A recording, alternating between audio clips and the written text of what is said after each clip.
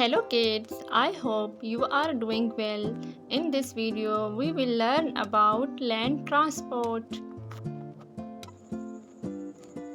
This is tractor. It helps farmers in fields. This is a truck. It carries heavy things one place to another. This is bicycle. We ride it by pedaling.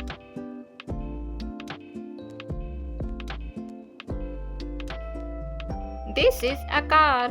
A car has four wheels.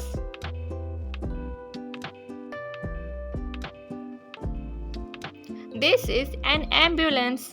The ambulance is very important for saving lives. This is a van. Many school vans take children to school every day.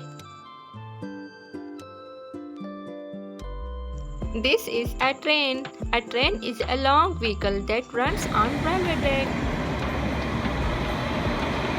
This is a motorcycle. A motorcycle has two wheels. This is a jeep. A jeep is a strong vehicle.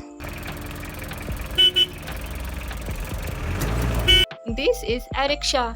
A rickshaw is a small three-wheeled vehicle. This is a taxi. Taxi is usually yellow in color in many countries. This is a bus. It carries many passengers at the same time.